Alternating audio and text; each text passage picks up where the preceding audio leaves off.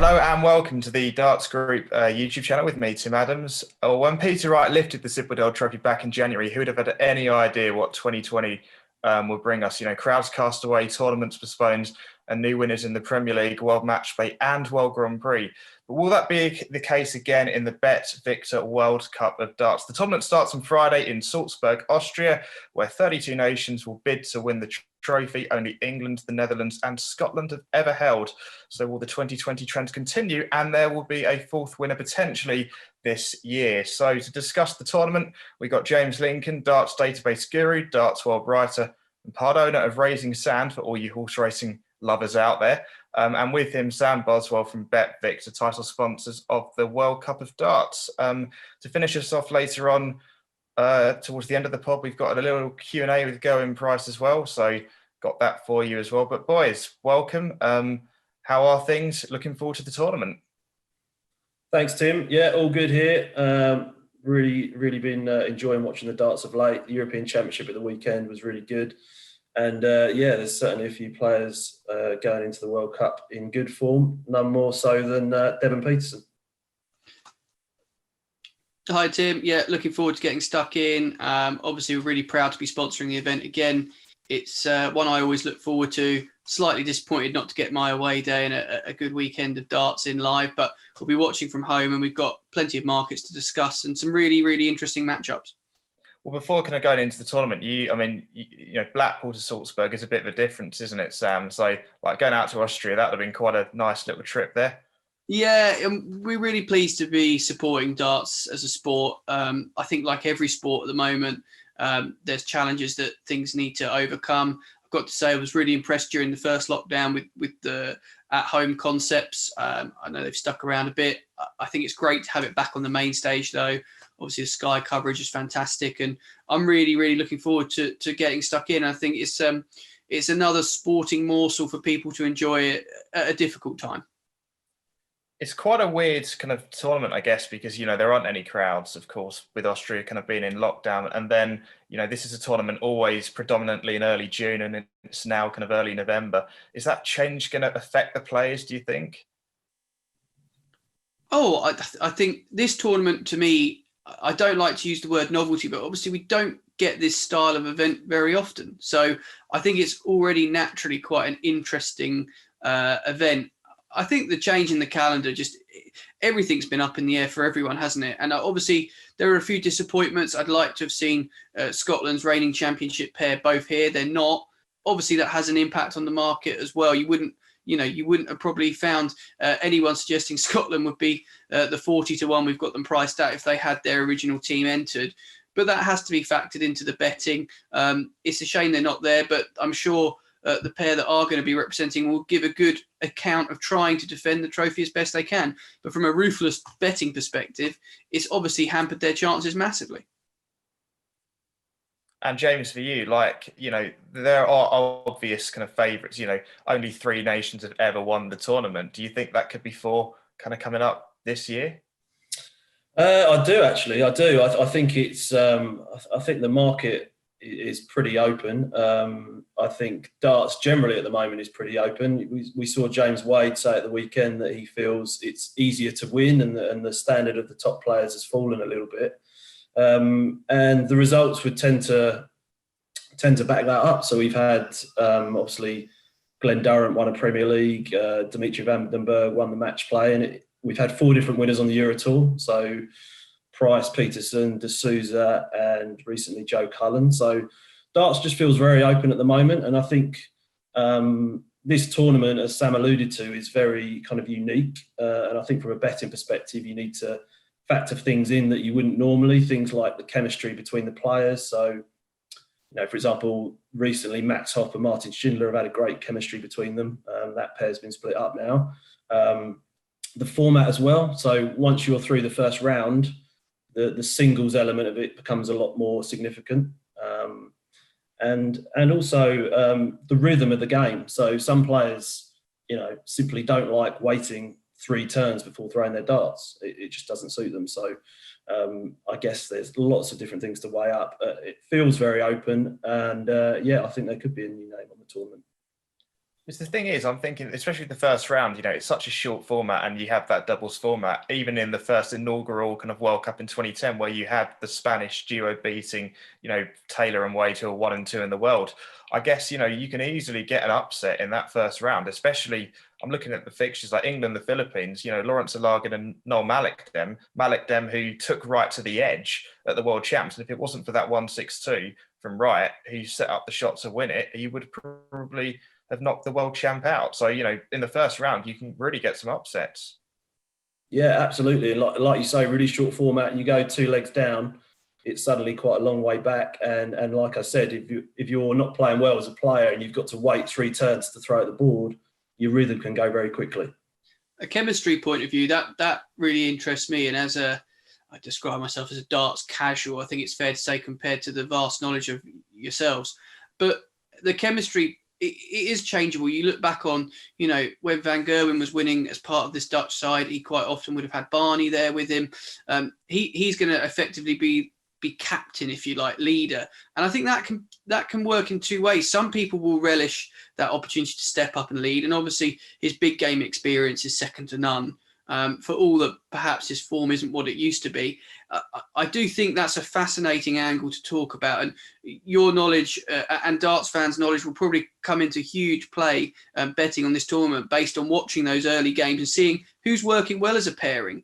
You may well find teams scrape through one game, but how determined are you to expect them to turn it around in the next? They're either going to work as a pairing or they won't, and then they'll have to rely on the single element of it. That's the thing, James. Like individual quality does come into it, but is it kind of safe to say that having a good pairing can take you a long way, even though 2 darts players might not individually do well at a World Championships, but then they gel together, like the Hybricks brothers have always done, and then they can kind of go far in tournaments like this. Yeah, I agree, and I think Sam had talk about the quarter market and the outright market prices, I'm sure. But one pairing that interests me are New Zealand, who have historically done quite well in this tournament. They did well last year. They've got 2 players, Puha and Cody Harris, who are individually, you wouldn't think of them as exceptional players, but they've got a real chemistry that works well. They play for each other, and they generally sort of average 85-ish, 85 to 90, which in some of these games is enough to get over the line. That's an interesting point you raise about New Zealand. They're a massive price outright, I think around 150 to 1 with ourselves, but their quarter on paper, looking at our prices, would appear one of the more open in just terms of you've got Belgium and Northern Ireland in there heading it, and then after that is such big prices the rest. If one of those 2 at the front can go out, it would open up for a New Zealand who are 14 to 1 to win that second quarter. So you can look to play that. Obviously, the individual games, I think, will probably be where you're more likely to get your winners when they're starting out early doors. But I would be sat here and say I'm not prepared to say that you can write anyone off from this tournament. There's angles all over the place. And having that kind of open draw, like having that kind of favourable, quarter it can be kind of a blessing for some teams. So who's got the best quarter then, would you say, out of the seeded teams? Who's the favourite so far from the first few rounds? Who's the underdog, would you say, for this World Cup of Darts? Well, just taking a look through the quarter markets, England are 4 to 7 to win their quarter. Their next competitor in the market is showing as Austria at 9 to 2. But I'd say, darts matches aren't played on paper, are they? But England look pretty solid there at 4 to 7. Next up, that second quarter I've already mentioned. Bit of a toss-up between Belgium and Northern Ireland at the prices. Belgium just a shades of odds on at 10 to 11. Northern Ireland 6 to 4.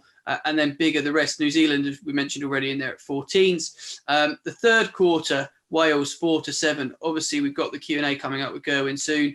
I think he's safe to say a proud Welshman, isn't he? And I definitely wouldn't fancy having to try and play against him on that stage with his stature and how he likes to play the game. Australia next in there at 4 to 1. The fourth quarter is an interesting one. The Dutch are 8 to 13 for the Netherlands, which I think is a huge price. Germany in there at 6 to 4, and then much bigger the rest. But if you don't fancy the Netherlands, whatever reason you may have for that, I'm sure you guys will be able to chime in and give reasons why you should or shouldn't want to back them. The Germans at 6 to 4 could be an interesting runner for the quarter there. Well, James, Max Hopp and Gabriel Clemens, we know kind of the pedigree of both of them. Max Hopp kind of has had that history in the World Cup of Darts with Martin Schindler, who's played a few stunning individual matches with MVG. I remember one a few years ago where it was 180, 180, 180, and the crowd was just rising and rising. But, Danny Noppert's been okay, but, could you say Clemens and Hopp could beat the Dutch in that call, sir? Absolutely. I think they could. I think Hopp and Clemens are both in good form. Hopp's been playing really well on the Euro Tour.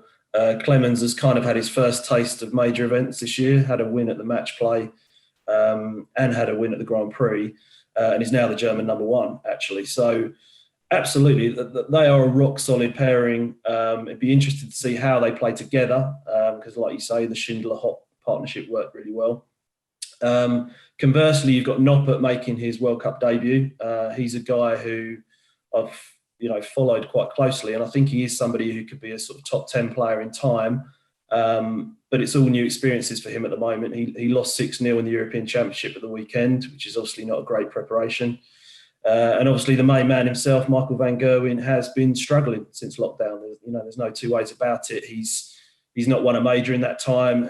He's reached a couple of finals in the Euro Tour, but has been soundly beaten. And yeah, absolutely. I think Sam's right. I think Germany 6-4 could be a play in that quarter market. Do we think the change in surroundings for Michael, in the change of format, that could bring him back to his best? Sort of a debate we were having in the office earlier. We don't think he's necessarily gone at the game, but sometimes just a different approach. Obviously, this year's been so strange, and he'd be a man absolutely at home in big crowds, big venues. Other players' floor events suit them better. Do we think that perhaps this style of event, do you think it's going to worsen his woes? Because I think he'll obviously be under pressure to be leading that side. Yeah, it's a good question, Sam. It's a good question because I guess in some ways, like you say, he's under pressure to lead that side to victory. But at the same time, the pressure might be off a bit in that he's got a partner with him as well. I just don't think he's playing well enough at the moment. He's not playing badly. He lost to Ian White at the weekend and averaged over 100. But he's not, particularly on the combination finishing, he's just not as clinical as he used to be. He's missing a lot of last dart doubles. He's missing a lot of 2-dart, 3-dart combinations. And yeah, 8-13 for that quarter just looks a little bit skinny to me. It's just mad. I was trying to do my homework and reading up on the 10 highest one-game averages in the World Cup. And the top 3 is Michael van Gerwen and Barney, Michael van Gerwen and Barney, Michael van Gerwen and Barney. Yeah. And you look at that and you think, God, we should be quaking in our boots at laying that side. And we're not. And it's just it's amazing what 12 months has done for the market in darts. And, Michael's prowess, I hope it returns because I think it's a massive selling point for darts. But an open draw, an open tournament makes for fascinating viewing, and there's some value out there. Because the thing is, you talk about world number one, and MVG's been world number one for 7-8 years now. And, there is talk potentially if Peter Wright, retains the world title, if he does well at the Grand Slam, that he could get that number one spot. But obviously he's not in this World Cup of Darts tournament. So what do we make of Scotland's chances? John Henderson and Robert Thornton, completely new pairing from Anderson and Wright. I can't imagine there'll be bagpipes in Austria kind of up that gangway again. But how do you think they'll get on against a good Japanese side?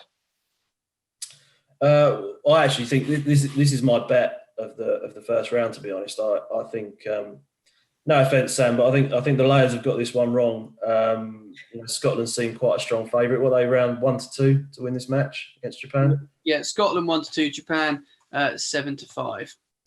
Yeah, so like you say, Tim, it's a great story.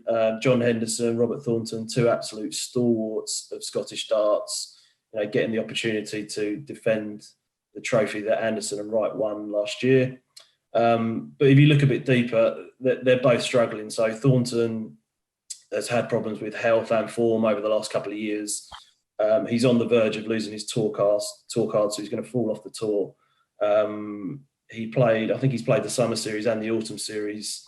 In the Autumn Series, he didn't win a game in the last three days of that event. Similarly, Henderson has hardly played since lockdown. He also played the Summer Series and the Autumn Series, and I think across the whole 10 days, he had 6 first-round exits. And he played a Euro Tour event a couple of weeks ago and lost in the first round. So, make no mistake, both of these guys are struggling and come into this event, defending a title and will be under pressure. So, conversely, you've got Japan who kind of come into it under the radar.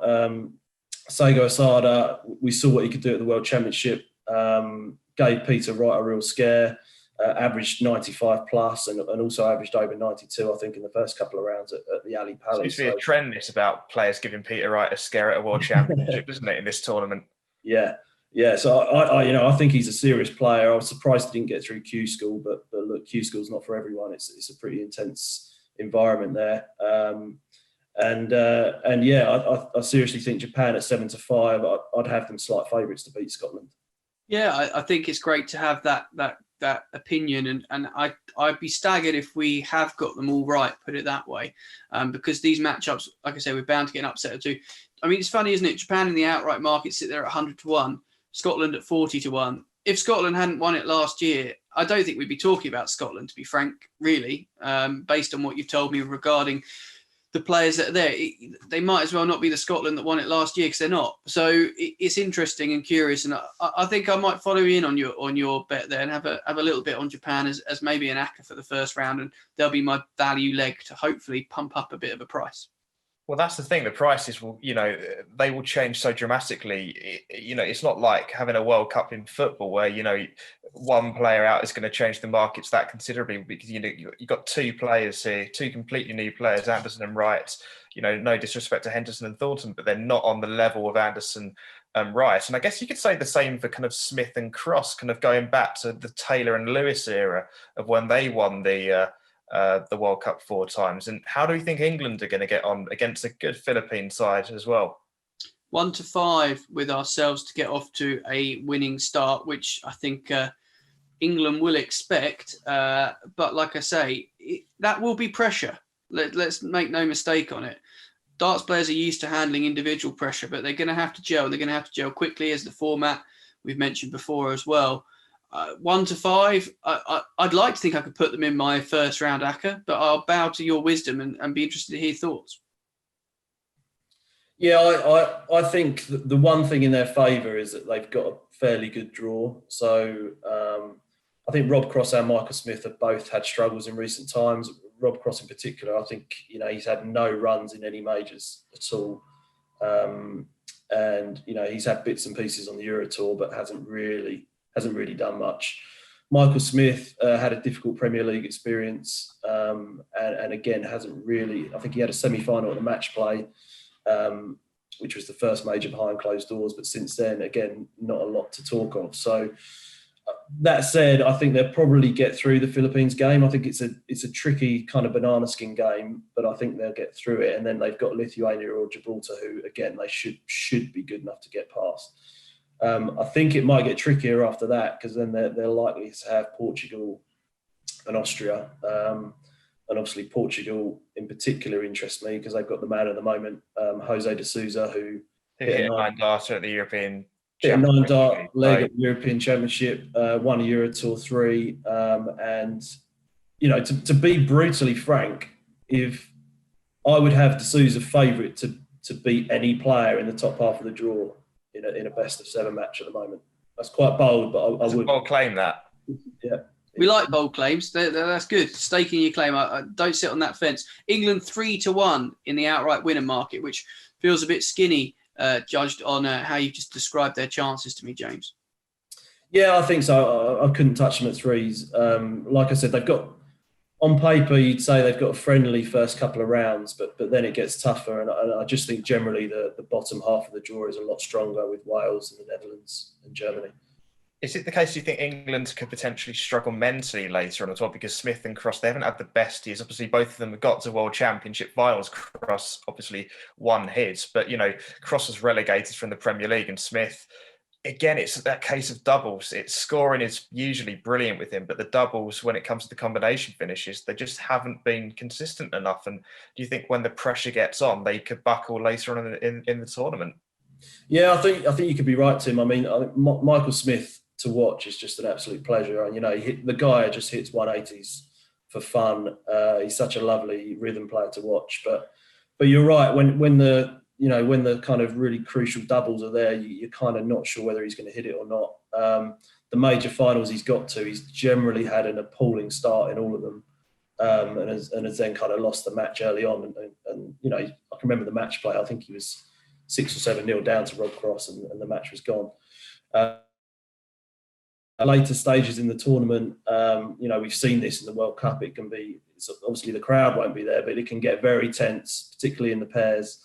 And I wouldn't be looking at that 3-1 as investable, shall we say. My worry would be, based on both of them having patchy form, I think in a way the ideal combination would probably be 2 players absolutely flying. That goes without saying. But at least if you had one player that had been posting good results recently, they can drag the other one up to their level. My worry would be Cross and Smith going to pull each other down if one of them starts missing the doubles, one of them starts playing poorly. I worry where the inspiration is going to come from if they get into a sticky corner. Well, talking of the match play, Dimitri van der Berg, of course, won it this year for the first time. And it's a fascinating pairing. Kim Huybrechts has always been with his brother, Ronnie Huybrechts. Dimitri van der Berg has now got that major title. Is there a chance they could win it, do you think? Outside bet on that one? I think, Sam, have you got them 14s, I think, outright? Yeah, let me just check. There's quite a few actually sitting in around that. Yeah, 14-1. Yeah, I think that's potential in each way play, because, like I said, I think that top half is very open and very winnable. Vandenberg seems to be one of those guys who just turns up on TV. Put him on the floor and he doesn't tend to perform that well. Put him on stage, he's had great results at the World Championship and then obviously won the match play this year.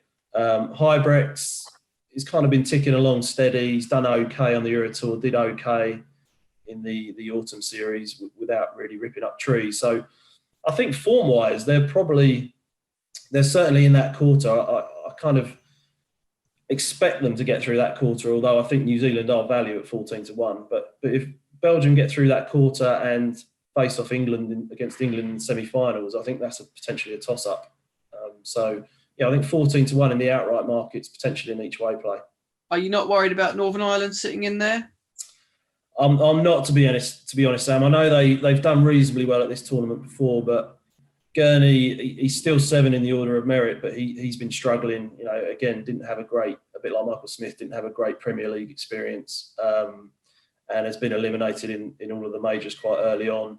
Brendan Dolan, not really done much to speak of either. So yeah, I wouldn't be getting my hopes up for them to have a long run, to be honest. They got quite a lot of hit. I think Brendan Dolan's played every single World Cups. I think there are 9 players. I think Dolan's one of them. So maybe that experience could help them possibly there. I know you mentioned New Zealand as well, talking about Cody Harris, and they could potentially be quite dangerous as well in that side of the draw.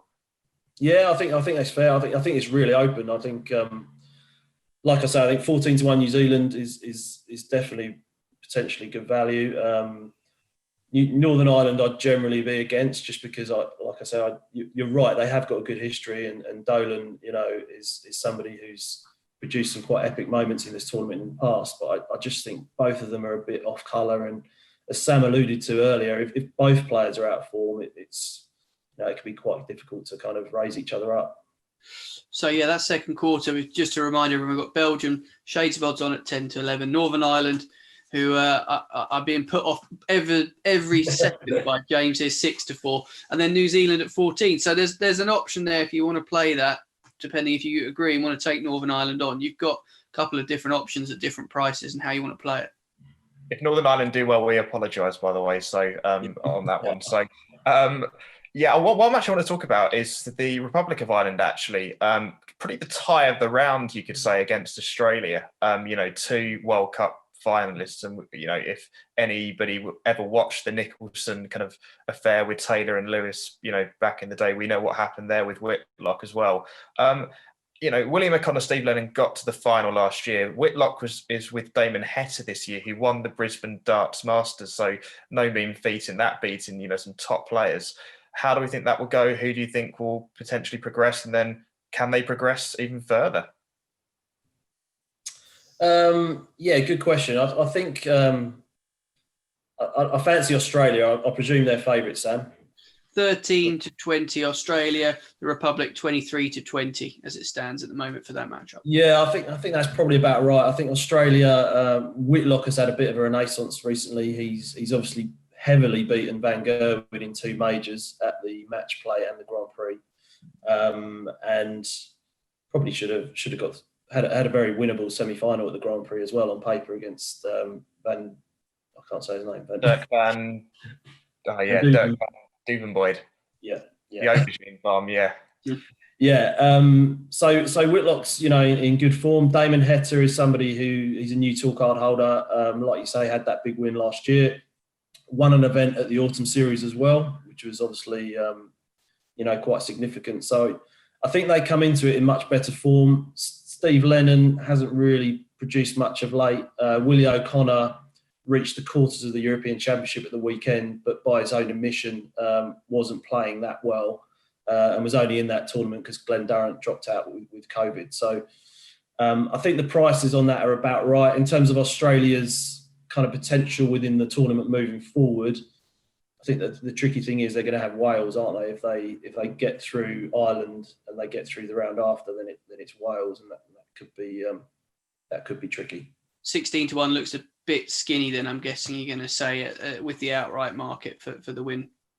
Yeah, I think so. I think they've like I say, I expect them to get past Ireland, but then potentially got South Africa or Poland, which won't be easy, and then it's a case of Wales. So yeah, not for me personally. It's a tough area of the draw, that, all those teams in there. And talking about South Africa, Devin Peterson, talking about renaissances as well. Devin Peterson, has gone from the Sky Studio to, commentating, and he's now hitting, more 180s than tons. I think there's a crazy stat the other day that I saw that when he hit the first triple 20, he hit more 180s, 21 against more tons, being 18. Even if that was Van Gerwen, people would be, lauding him. But, Peterson, could he carry that South African team? Yeah, he is. This isn't a flash in the pan either. He's been producing these numbers for 7-8 months now, and I think a few people are only just cottoning on. The bookmakers being one. I think he's now best price 25-1 for the Worlds, whereas 5-6 months ago, you were talking 500-1. So he is, in red hot form. I think the changes are down to he's changed his darts. He went to a new manufacturer. He's also spent some time with the likes of Wayne Mardle on the coaching front, and he's also got a great attitude. He realised he had to change things. He's done that, and he's reaping the rewards now. This is their first round match is another one that I think the bookies might have got slightly wrong. So I think they're about 7-4, Sam, to beat Poland. 13-8 South Africa. Poland 2-5, which looks short. We're moving them all the time, but I'd say, listen, if you're looking for a price, you've got a player there that arrives with, and again, this goes back to my comment earlier on. If he can lift his teammate to anywhere near that level, they're going to be pretty formidable against anyone. Yeah, and I think the bookies have priced this match up based on the assumption that Kachuk, who is Ratajski's partner, is significantly better than Peterson's partner, which is a guy called Carl Gabriel. But Carl Gabriel, if you look at some of his statistics that he's producing in kind of some of the virtual home tournaments, he's producing kind of 90 averages, and I know Devon's got quite a healthy respect for him. So, I'd have this one, pretty much even, an even money match. I think South Africa are a bet at 13-8. It's the thing is, in this kind of format as well, especially in the first round where it is first to 5 legs in a doubles format, the upsets can be quite high. But you also get teams, some teams, like the favourites a lot of the time, they will have 2 stellar names. But other teams, they've got one kind of standout name and then one other name which less people have heard less of, but this could be a competition where they can be inspired a lot of the time. And I'm just thinking of De Sousa for Portugal as well, how that could work out for him, because if he gets going, then they could be, obviously in this tournament as well, because of Harith Lim pulling out for Singapore. So could it be like another Whitlock World Grand Prix semi-final moment of, you get in at the last minute and then you go skyrocketing through the tournament? Yeah, I completely agree with you, Tim. I actually have backed Portugal each way in the outright. The reason for that is because, like I said earlier, I would have in this side of the draw in a singles match, I'd have de Sousa favourite to beat anybody in a one-off match. I don't know a great deal about his partner, who's a guy called Jose Marquez. I know that he tried to qualify at Q School, and I know across 5 days of Q School, he averaged around 83, 84, which isn't huge, but it gives you an indication that the guy can play. And like you say, if de Sousa's winning his singles games, so if they get through the Hungary match first up, which I think they should, if de Sousa's winning his singles games, then it potentially comes down to the doubles, which de Sousa can influence. And like you say, Tim, if Marquez can just kind of put together a reasonable standard of play, then I really think Portugal are dangerous. De Sousa is so dangerous. His scoring power is... Him and Deborah Peterson are the biggest 180 hitters on the tour at the moment. 33-1 sat in the market at the moment. Obviously, 2 places each way. At those sort of prices, if you get to the final, you'll probably be doing okay. I wanted to touch on my favourites, who are Wales as well. We haven't actually talked about them a bit yet. Go-in price and Johnny Clayton against Russia with Boris Koltsov in the first match. Wales obviously in a tricky bit of the draw, but Price is obviously, 2-time Grand Slam winner, World Grand Prix winner. I think he's pretty my favourite to even win the Grand Slam again, and even the Worlds, to be honest. Johnny Clayton's in fairly good form as well. Had some, fairly good recent performances at the Euros. How do you think the Welsh will get on? I think I'd have them favourites to win it. I think I talked earlier about how darts is really open at the moment. I think that the exception to that is Gerwyn Price, who has been very consistent. He's won various events and he's become a really, really solid match player. He's very hard to beat. It's rare that he throws in poor performances, as the likes of Van Gerwen and Wright have done at times. And Johnny Clayton is a guy who, believe it or not, I can't believe he's still part-time. He's still got a job working as a plasterer, which is just insane, really, when you consider he's like world number, I think he's 15 or 16 on the order of merit and, genuinely one of the best players around. So I think they're really solid. One negative might be that I think I alluded to earlier, they lost in the first round last year. I think it was to Singapore. Correct me if I'm wrong. But they come into it in very different headspace. I think Price is so confident. It takes a really good performance to beat him, as we saw at the weekend with Peter Wright. If you don't play well against Price, you've got no chance. And Clayton is very solid. So I think they should be favourites. And I think there's some 3-1 out there. I'd certainly be taking them at 3-1 ahead of the likes of England at the same price. 11-4, the Welsh reverse. And I will give a plug as well. We have got the World Championship market up, which is always chopping and changing.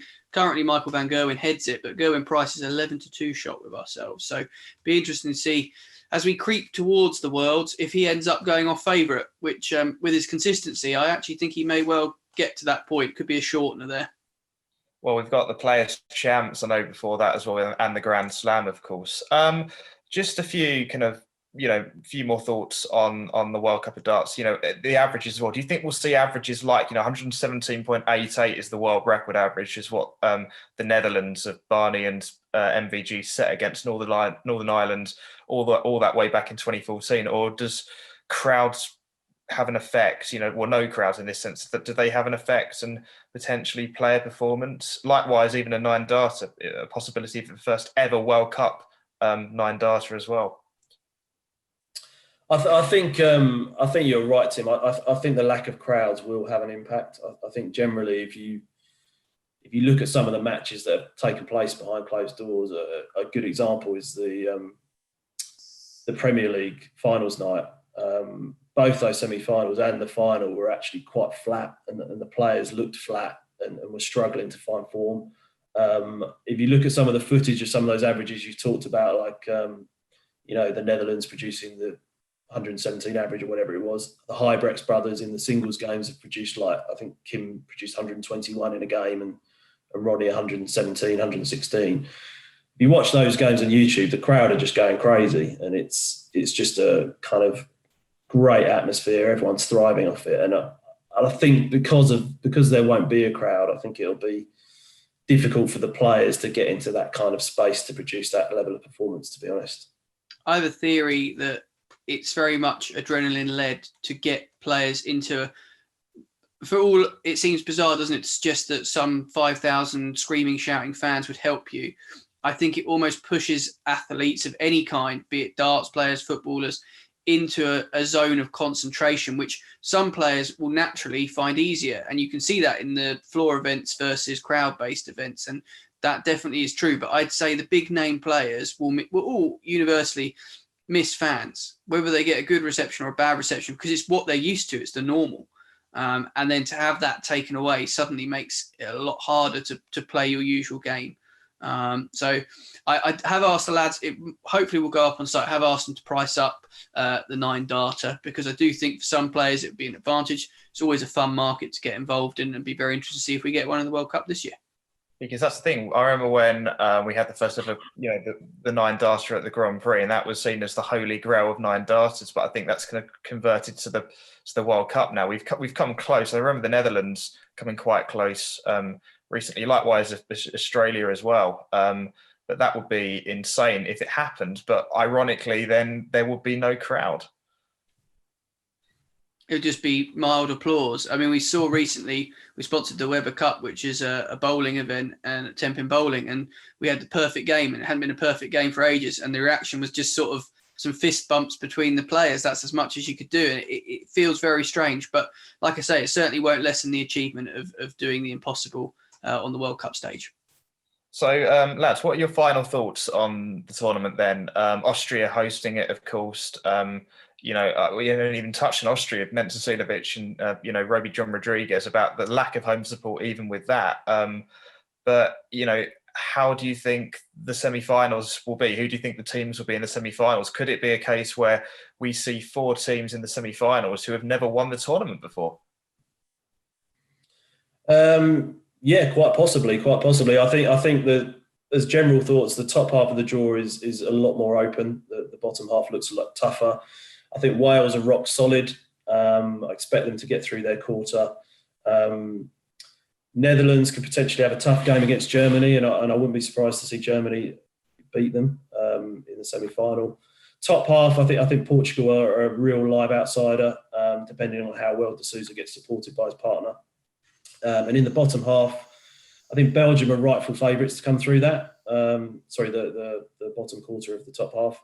Belgium are rightful favourites to come through that, but I do think New Zealand potentially 14-1 is a fair play on the quarter market.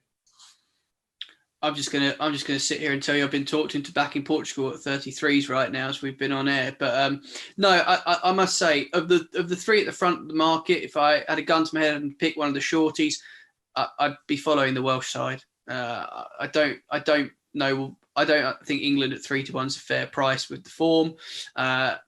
Netherlands, you're relying on if Van Gerwen of old turned up 5-2 is a steal, but I just think you've got everything going for you. If you want someone to follow for the tournament, I'll probably be taking the Welsh at 11-4 at the moment. But I'm going to have a nibble at Portugal at the bigger prices as well.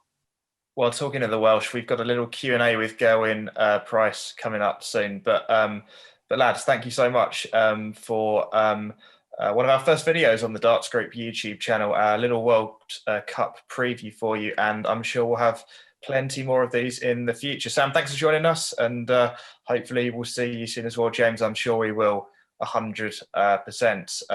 So thank you for listening, and goodbye, guys. Guys, before I head off, just a quick fire round for the Darts World magazine. As quick or as slow as you like, but first memory of watching darts? Well, Phil Taylor smashing everyone. Yeah. Okay, first memory of playing darts. Was that as a kid or when you were a bit older? When I was really young, I used to clean the rugby club, and my mate John Earn used to run it, and I used to just have a throw there while in between putting the Hoover around. Did you have potential back then? Were you hitting the doubles back then, or? No, not then, not at all. Okay. The darts GOAT, the greatest of all time darts player. Phil Taylor. Okay, the highest break in snooker that you've had? 108.